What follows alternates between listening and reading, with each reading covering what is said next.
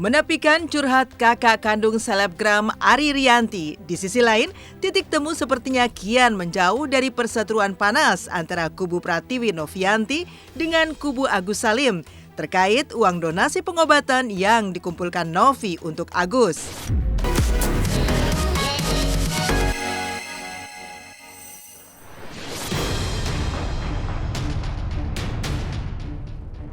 Eksklusif, curhat keluarga selebgram Arie Rianti ceritakan nasib Bimo Aryo pasca diusir sang istri.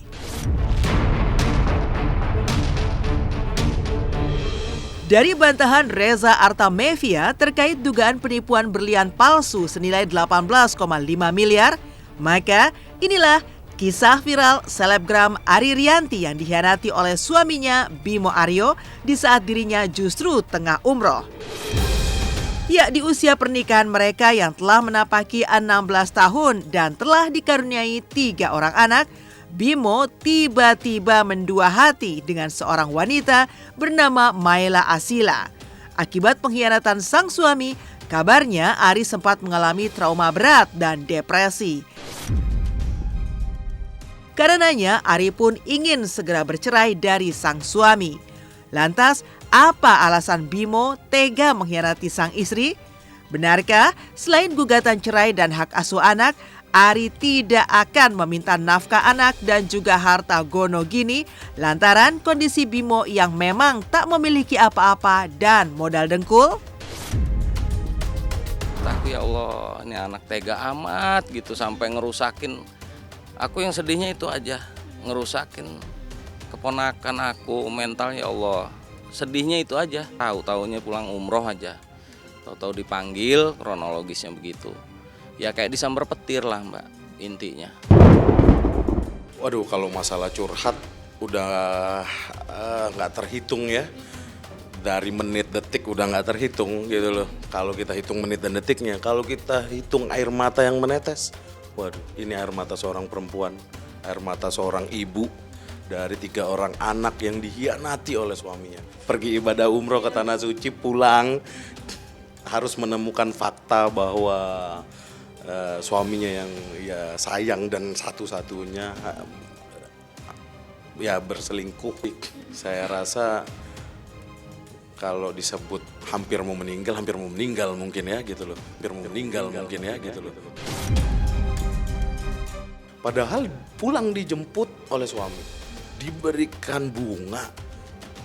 Ya kalau gugatan perceraian kebetulan sudah didaftarkan lebih dulu oleh klien saya. Tapi kalau hilaf menurut aku sih agak susah juga ya Mbak, karena ya memang sudah niat sih, kan kenalnya juga kan dari aplikasi Kencan gitu loh. 2 bulan sih katanya, baru 2 bulan. Kalau lihat chatnya kan Mbak lihat sendiri kayak orang yang kasmaran gitu kan, makanya nggak bisa lah kalau dibilang dia dipaksa sama perempuan itu ya nggak mungkin. Terus perempuan itu juga dipaksa sama dia nggak mungkin juga. Jauh sebelum perselingkuhan sang suami dengan Maela Asila terbongkar dan viral, Arie sebenarnya sudah dari jauh-jauh hari ingin bercerai dari Bimo. Karena sebelum itu, Bimo sudah lebih dulu ketahuan berselingkuh dengan wanita lainnya. Namun kala itu, Arie masih mampu menahan diri lantaran memikirkan nasib ketiga anaknya. Namun aksi menjijikkan sang suami yang membawa selingkuhannya ke kamar tidur mereka di saat Arie tengah melaksanakan ibadah umroh membuat kemarahan Arie membuncah. Padahal sempat diajak untuk umroh bersama namun Bimo menolak. Apalagi terdapat sederet video yang menjadi bukti perselingkuhan sang suami dengan Will-nya itu.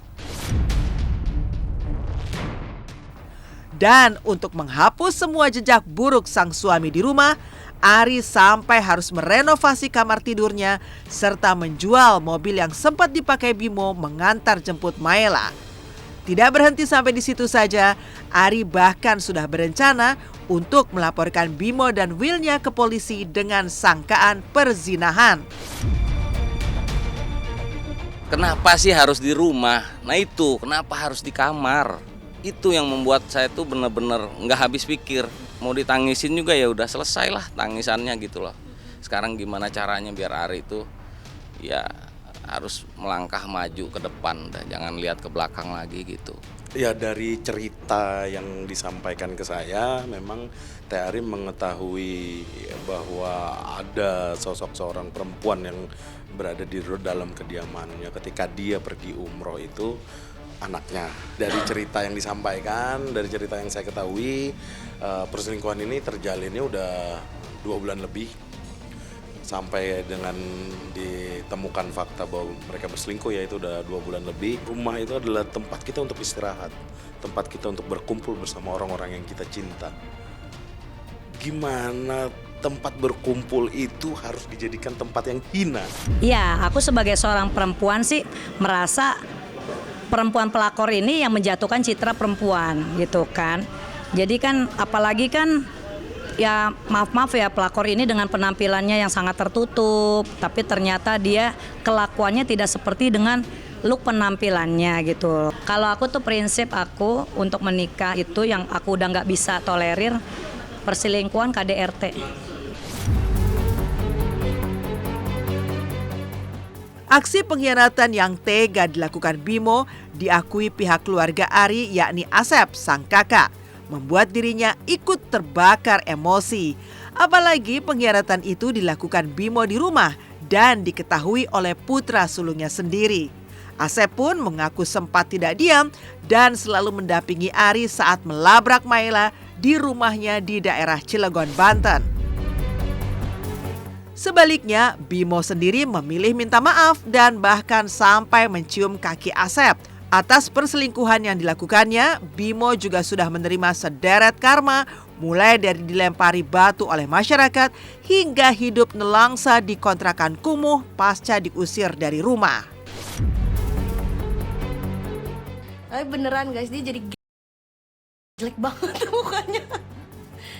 Ya dulu kan cakep juga gue. Iya, makanya pas udah nggak ada ngurus, jelek banget guys, bener.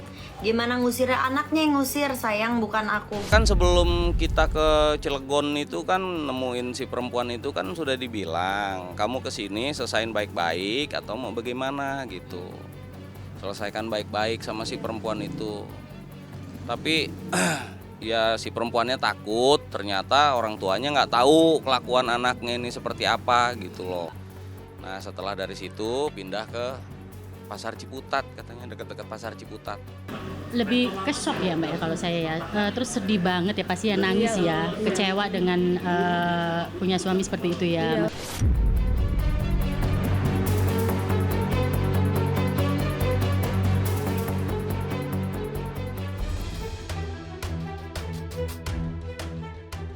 Perseteruan makin memanas, hasil mediasi gagal. Pihak Agus Salim minta Pratiwi Novianti kembalikan dana donasi.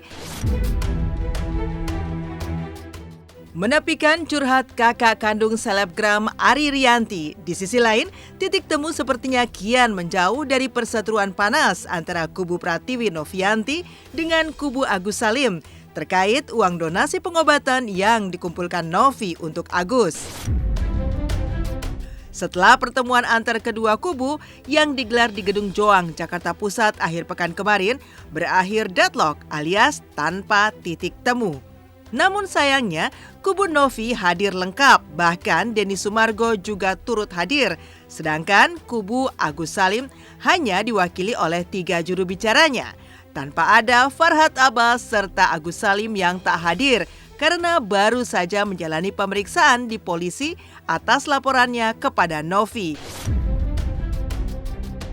Pertemuan pun sempat berlangsung alot dan panas, di mana kubu Agus tetap kekeh agar uang donasi sebesar 1,3 miliar yang kini terparkir di Yayasan Novi agar segera dikembalikan ke rekening klien mereka untuk biaya berobat. Sementara sisanya akan dipergunakan untuk kehidupan Agus dan keluarga di kampung halamannya di Aceh. Bagaimana jalannya pertemuan alot itu? Pertama, setelah pindah buku kedua, pindah buku pertama 1M, pindah buku kedua 300. Jadi semua sudah clear dengan keluarga Mas Agus, semua sudah clear dari kakaknya Mas Agus, dari istrinya Mas Agus, semua udah kasih rekening, bahkan dari Mas Agus. bahkan dari Mas Agus dan ayahnya sudah mempercayakan pindah untuk pengobatan. Sisa 1 Pak, mutasi rekening yang belum diberikan. Nggak apa-apa. Ya, Tapi itu. prinsipnya itu kan ancaman kan, maka dilaporkan. Ya kalau Bapak menurut Bapak ancaman dengan Ya dinsos sudah, silakan. nanti tunggu saja. Karena kan ini ada dugaan yang kita dapatkan tidak sesuai dengan ketentuan awal. Gitu. Kita di sini berjuang mati-matian untuk membantu pengobatan Mas Agus. Coba bantu loh Bang Farhad, bukan saya lepas tangan. Jadi kalau Bang Farhad ada masalah sama saya pribadi, kita urus di ring yang lain. Tapi untuk urusan Agus sama Novi, tolong itikat baiknya. Itu aja. Terima kasih.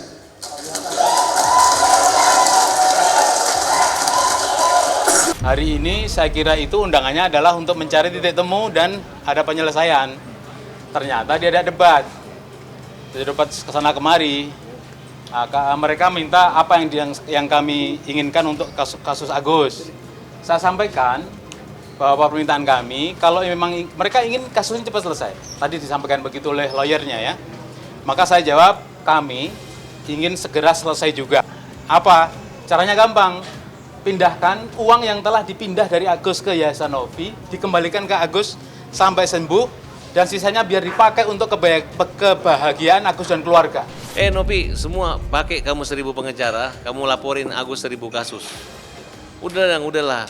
Udah kelihatan kok lu nyimpan uangnya orang, lu nahan uangnya orang ya. Lu balikin ya nggak apa-apa, nggak balikin juga nggak apa-apa.